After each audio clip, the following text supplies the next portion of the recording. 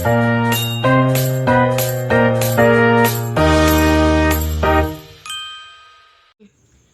saya akan menjelaskan pertemuan yang ke-9 dengan materi pengungkapan dan transparansi dalam corporate governance.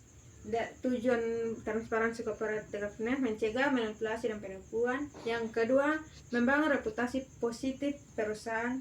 Yang ketiga, menarik minat investor dan pelanggan. Regulasi dan lembaga yang mengatur.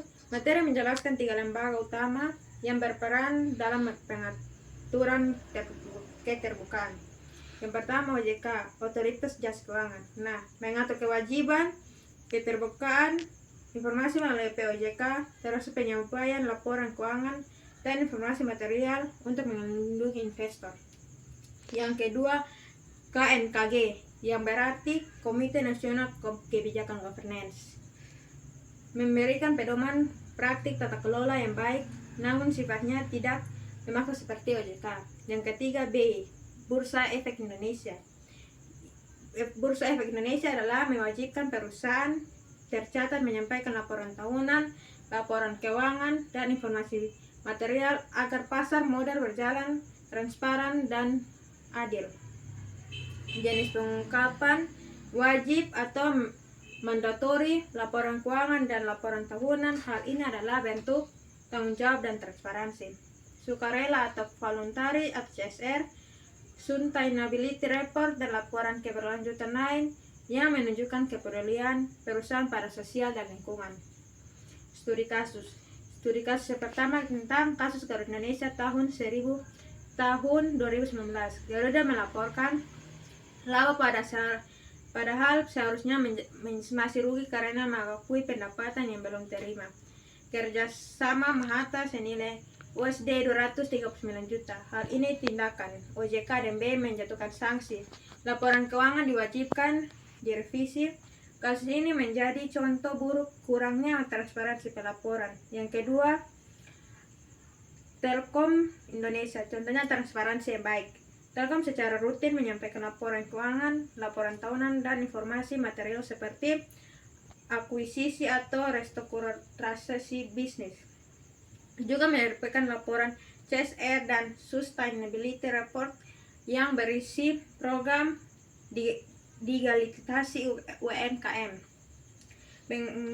pengurangan emisi dan kegiatan sosial.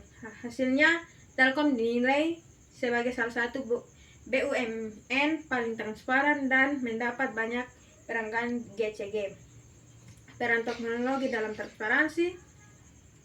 Membantu auditor menganalisis data lebih cepat dan akurat. Tantangan transparansi. Nah, tantangan transparansi dibagi menjadi 4. Beberapa hambatan yang sering muncul: kekhawatiran terhadap reputasi perusahaan jika informasi negatif diumumkan. Yang ketiga, tekanan manajemen untuk menampilkan kinerja yang selalu positif. Yang terakhir, redanya literasi publik terhadap informasi perusahaan. Kesimpulannya, transparansi dan pengungkapan adalah fondasi untuk membangun perusahaan yang berintegritas dengan keterbukaan informasi. Publik dapat menilai kinerja perusahaan secara objektif. Kedua aspek ini penting dalam menciptakan perusahaan yang sehat, bertanggung jawab, dan berkelanjutan. Baik, saya akan menjelaskan pertemuan ke-10 dengan materi resiko dan pengendalian internal. Corporate governance atau tata kelola perusahaan adalah sistem yang mengarahkan dan mengendalikan perusahaan agar berjalan secara transparan, akuntabel, dan ontabasi pada kepentingan pemegang saham, pemangku kepentingan lainnya. Salah satu elemen utama dalam tata kelola perusahaan yang baik adalah mengelola risiko manajemen, dan pengendalian internal atau internal control system. Konsep risiko dalam perusahaan. Risiko adalah potensi terjadinya peristiwa yang dapat mempengaruhi pencapaian tujuan organisasi, baik berdampak negatif atau threat maupun positif atau operatif. Jenis risiko utama: risiko operasional, kegagalan proses sistem atau manuna. Yang kedua, risiko keuangan, fluktuasi pasar, kredit macet, dan kerugian. Yang ketiga, risiko kepatuhan, pelanggaran hukum atau regulasi. Yang keempat, risiko strategis, kesalahan dalam pengambilan keputusan bisnis. Risiko reputasi, tujuannya kepercayaan publik akibat tindakan tidak etis atau kegagalan manajemen. Yang ketiga, sistem pengenalan internal control system menurut OSO. Pengenalan internal, proses yang dijalankan oleh dewan direksi, manajemen, dan personal lain untuk memberikan keyakinan yang menjadi mengenai pencapaian tujuan dalam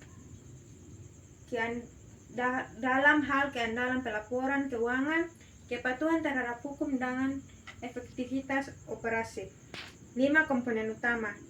Kontrol enulovin budaya, yang berarti budaya, nilai etika, dan integritas yang dibangun oleh pemimpin. Yang kedua, risiko assessment, identitas dan analisis risiko yang dapat menghambat tujuan organisasi. Yang ketiga, kontrol aktivitas, kebijakan dan prosedur untuk mengurangi risiko, misalnya otorisasi, renasionalisasi, audit internal.